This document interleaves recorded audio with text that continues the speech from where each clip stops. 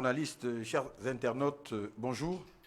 Bienvenue à ce point de presse gouvernemental le quotidien sur la situation du Covid-19 ou coronavirus, comme initié depuis quelques jours maintenant par le gouvernement et piloté par le ministère de la Communication et des Médias, accompagné par le CICG. Nous recevons des ministres, des experts, officiers de police pour vous fournir le maximum d'informations en direction des populations. Et juste après les points, vous avez donc, comme il est de tradition, la possibilité de poser 5 questions.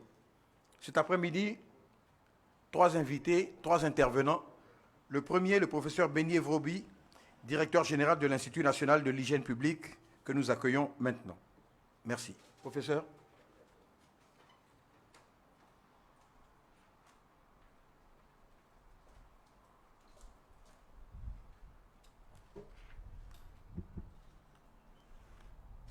Merci beaucoup.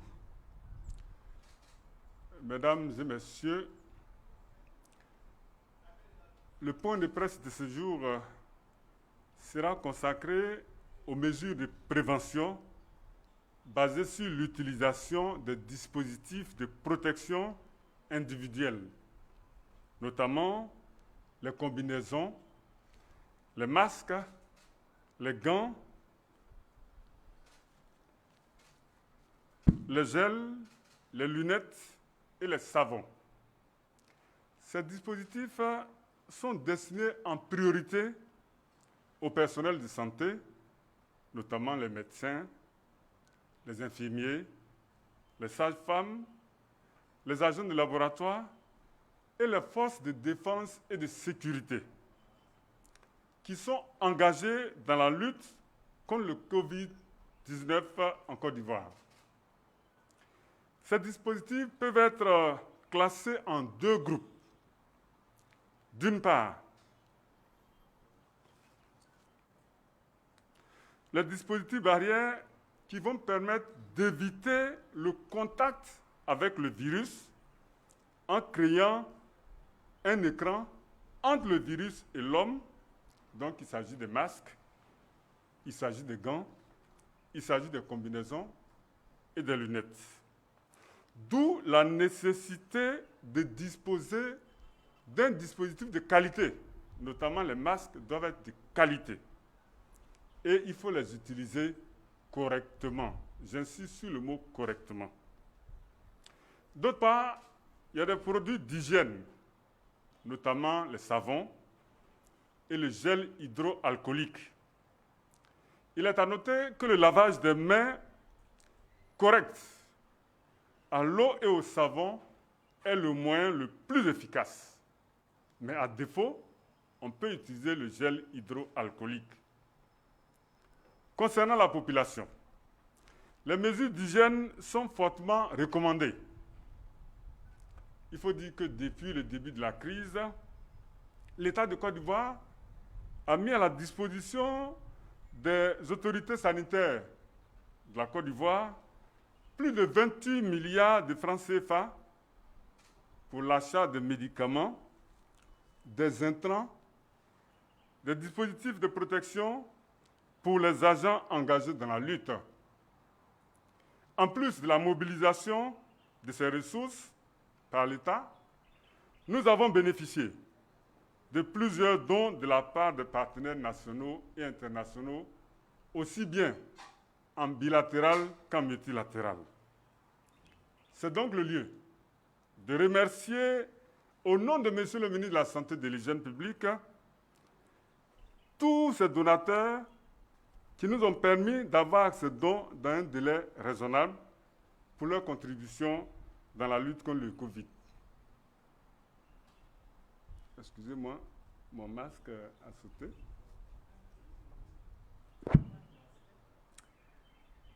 La distribution de ces équipements, je vais l'enlever totalement parce que là, je suis à plus de 1 mètre de vous, donc je n'ai aucun problème.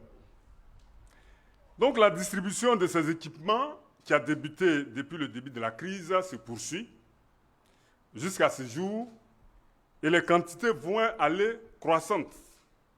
de façon à couvrir l'entièreté des besoins de nos bénéficiaires.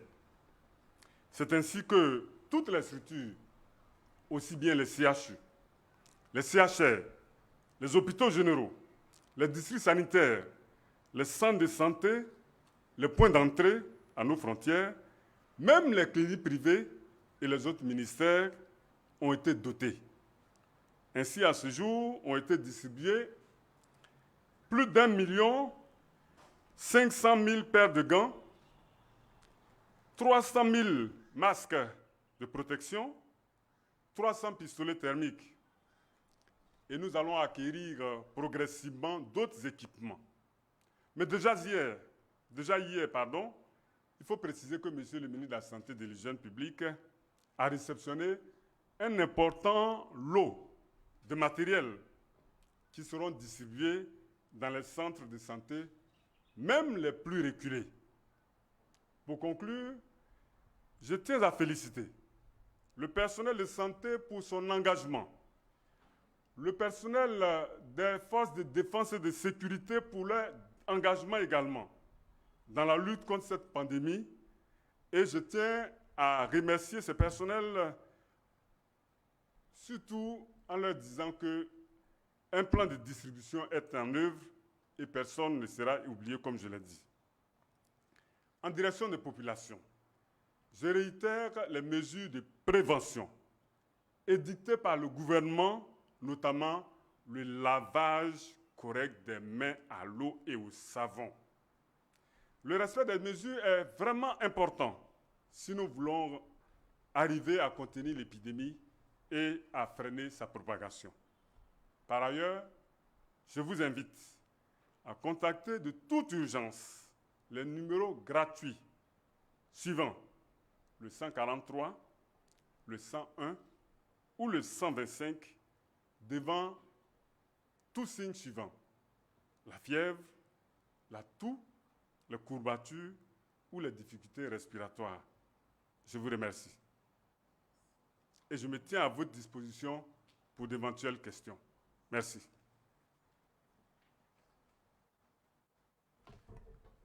Merci, Monsieur le Directeur général de l'Institut national de l'hygiène publique. Concernant la sécurité, nous invitons M. Benjamin Efoli, directeur de cabinet du ministre de la Sécurité et de la Protection civile.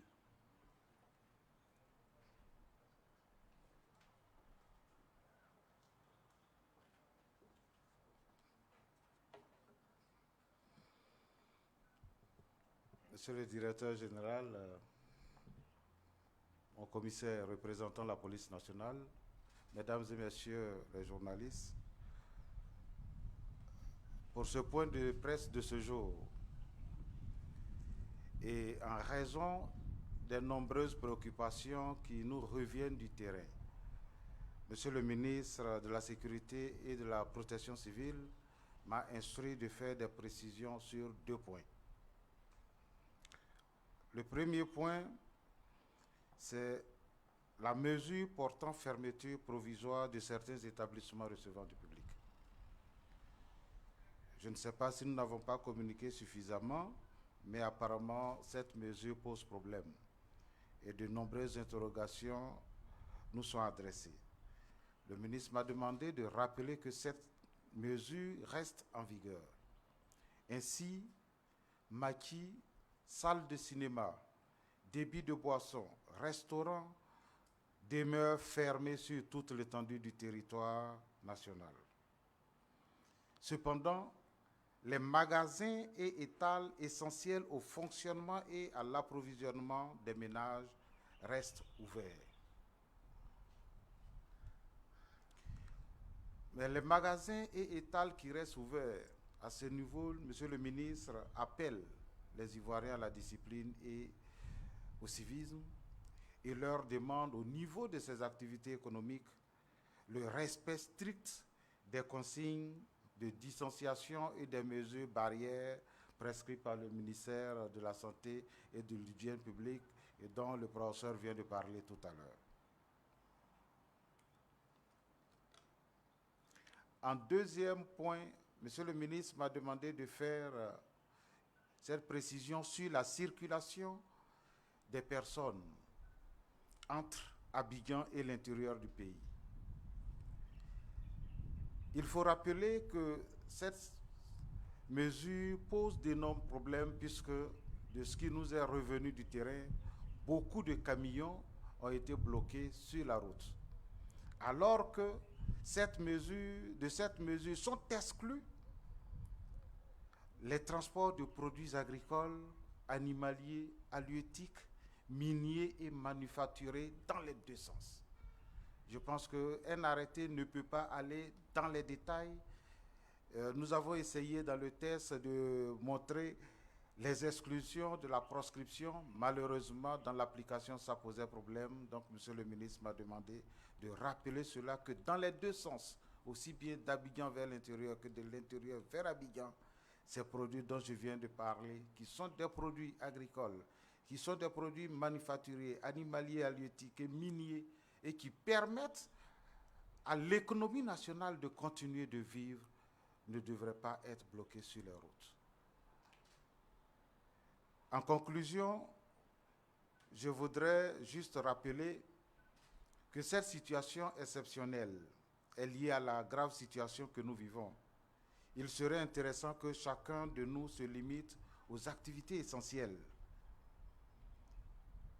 et que, quoique conscient que l'économie doit tourner, nous ne devons pas oublier un seul instant que pour parler d'économie, il faut être vivant. C'est pour cela que je voudrais inviter les Ivoiriens à respecter toutes ces instructions afin que nous ayons une chance de freiner cette pandémie. Je vous remercie.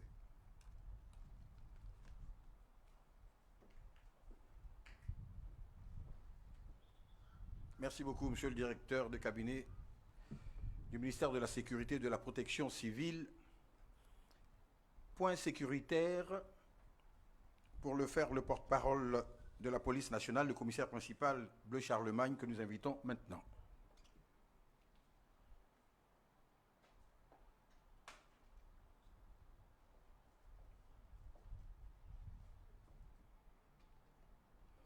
Merci. Je voudrais donc, dans la continuité des tâches quotidiennes de compte rendu, vous dire que le point de ce jour se décline comme suit. Individu auteur d'actes d'incivisme interpellé pour violation donc du couvre-feu, 36. Au niveau des engins, heureusement, cette nuit, il n'y a eu donc aucune mise en fourrière.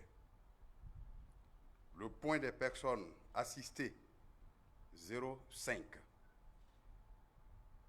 Donc, naturellement, ce sont des gens qui, en difficulté pour urgence sanitaire, saisissent nos équipages par les canaux officiels et qui bénéficient donc de l'assistance de la police nationale, des FDS en général.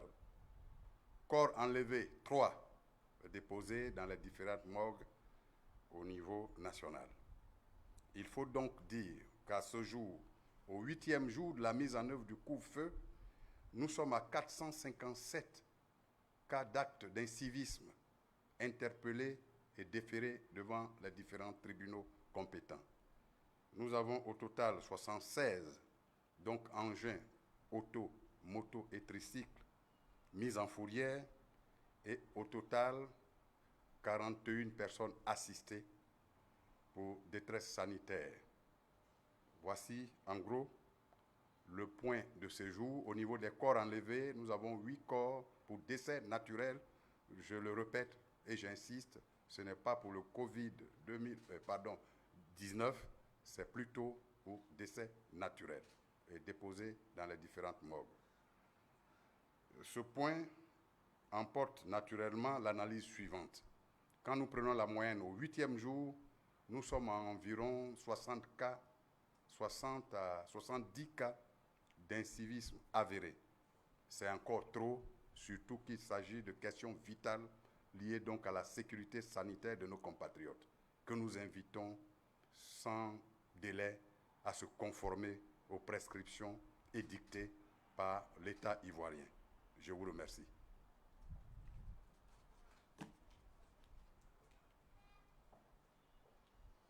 Merci beaucoup, monsieur le commissaire principal, porte-parole de la police nationale. Alors, comme il est de tradition, 5 questions. Nous avons donc, comme vous le savez, différents départements, la santé, la sécurité et la protection civile et la situation sur le comportement donc, des citoyens en période de couvre-feu. Vos questions, il serait louable de vous présenter l'organe et ensuite poser la question. Il y a un micro juste là. Il y a une dame sur ma droite. Voilà.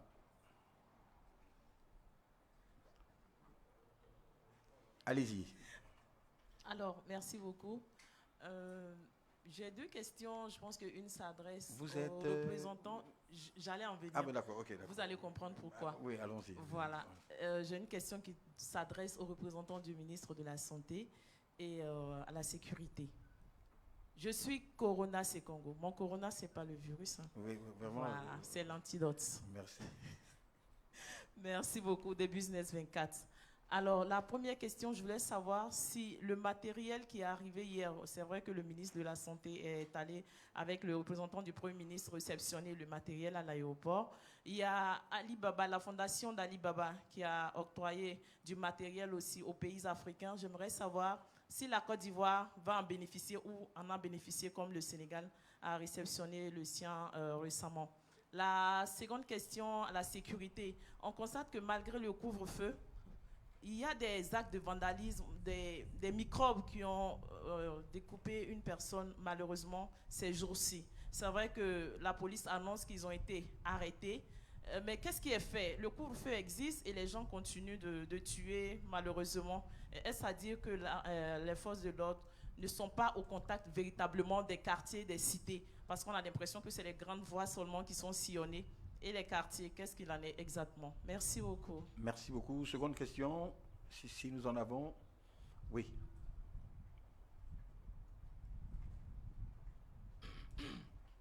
Oui, bonjour, Sidi Ansané, la radio RFI. Une première question à monsieur le représentant du département de la santé concernant ce week-end les déclarations du responsable du VITIB, le village de technologie de l'information et des biotechnologies qui est situé à Grand Bassam. Ce dernier donc affirme qu'au moins 2 entreprises de son village sont en mesure de produire du paracétamol et puis surtout la fameuse chloroquine. Il affirme aussi qu'ils ont eu des contacts avec le ministère ainsi que l'autorité de régulation pharmaceutique pour éventuellement envisager une production, en tout cas impliquer le VITIB qui est disponible dans cette lutte contre le coronavirus. Je voudrais savoir si le ministère de la Santé a pris une décision en ce sens ou s'il y a des réflexions qui vont en ce sens. Une autre question pour la sécurité, cette fois-ci pour monsieur le commissaire Bleu Charlemagne, concernant depuis l'arrivée du couvre-feu. Quel en est l'état de l'insécurité, encore une fois, notamment des cambriolages? J'ai cru voir dans la presse, j'aimerais avoir confirmation ou infirmation, si les cambriolages ont augmenté, les bandits profitant bien évidemment du couvre-feu, si l'insécurité a sensiblement même augmenté à Abidjan, et dans quelle zone, et puis si vous avez des chiffres à ce sujet aussi, s'il vous plaît. Merci beaucoup. Merci bien. Troisième question. Jérémy Junior, lebanco.net. Je voudrais qu'on parle un peu des personnes qui sont guéries. Est-ce que ces personnes-là retournent en famille ou bien est-ce qu'elles restent confinées? Merci. C'est tout, ce sera tout. Bien, merci beaucoup. Merci. Alors, nous allons inviter le professeur Béni Vrobi pour les questions afférentes à la santé.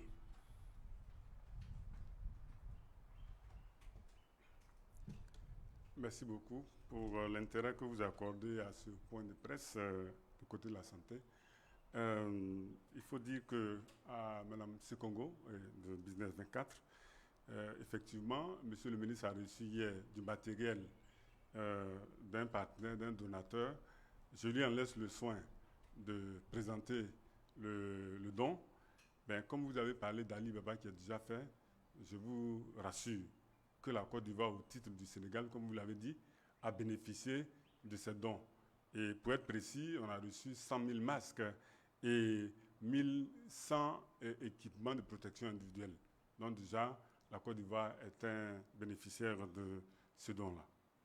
Concernant RFI, alors 2 entreprises au niveau du VITIB se sont déclarés capables de produire l'hydroxychloroquine.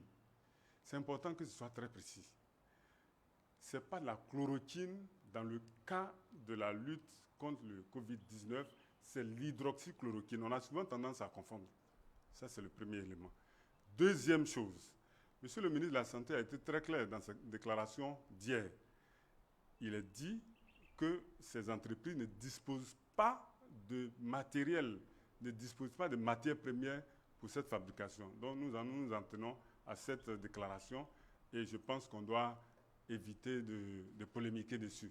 Pour le moment, en tout cas, nous n'avons pas de preuves formelles que ces entreprises peuvent produire l'hydroxychloroquine à mettre à la disposition des Ivoiriens. Le dernier point, la dernière question, c'est par rapport aux guéris. Il faut dire que le coronavirus, le Covid-19, est une maladie virale. Il y a plusieurs coronavirus. On a vu le corona pour MERS, le corona pour le SRAS et tout ça. Et vous savez que quand on fait l'affection, quand on fait la maladie et qu'on en est guéri, on est immunisé pour le type de virus. C'est-à-dire si vous faites la maladie contre Covid-19, votre corps va développer des anticorps qui vous permettront de lutter contre le Covid, c'est-à-dire contre le corona pour 2019. Mais vous pouvez faire les autres maladies liées au coronavirus. Et c'est le lieu de préciser que quand on est guéri de cette affection, quand on est guéri totalement. Il n'y a pas de demi-mesure. Donc, quand les personnes sont guéries, on les libère. Quand ils sont guéris cliniquement, quand elles sont guéries biologiquement, on les libère, elles vont à la maison parce qu'elles ne sont plus à risque pour leur entourage. Donc, je pense avoir été suffisamment clair. Je vous remercie.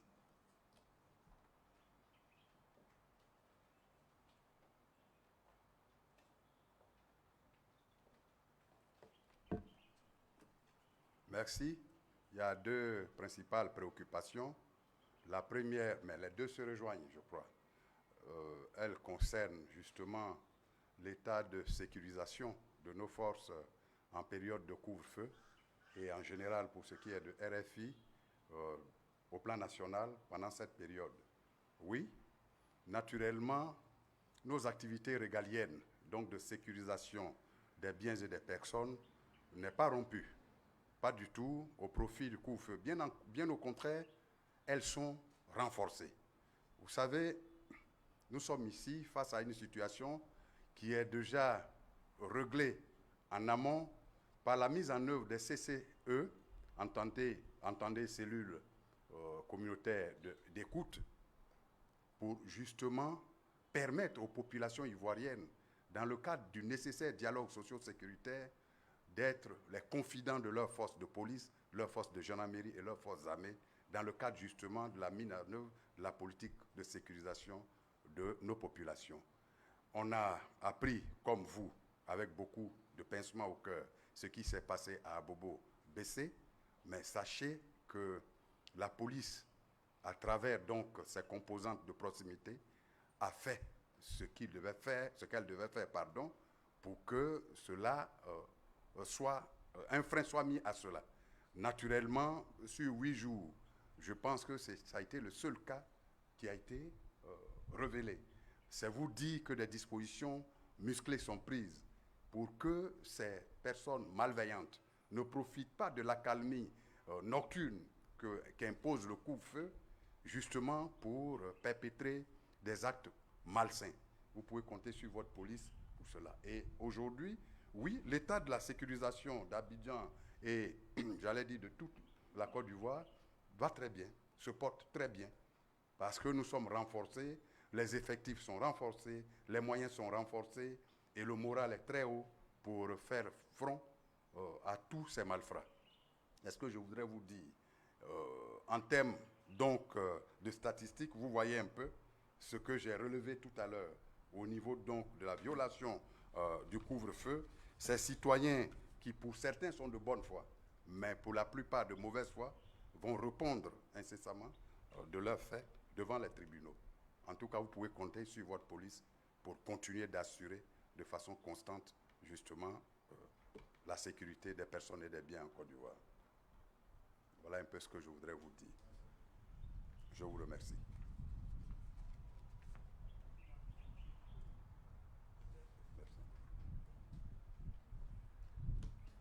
Voilà, messieurs les journalistes, chers internautes, ainsi prend fin donc ce point de presse gouvernemental. Nous recevions aujourd'hui, pour le compte du ministère de la Santé, le professeur Beignet Evrobi, directeur général de l'Institut national de l'hygiène publique, pour le ministère de la Sécurité et de la Protection civile, le directeur de cabinet, M. Benjamin Efoli, et pour la police nationale, le porte-parole, commissaire principal Bleu Charlemagne.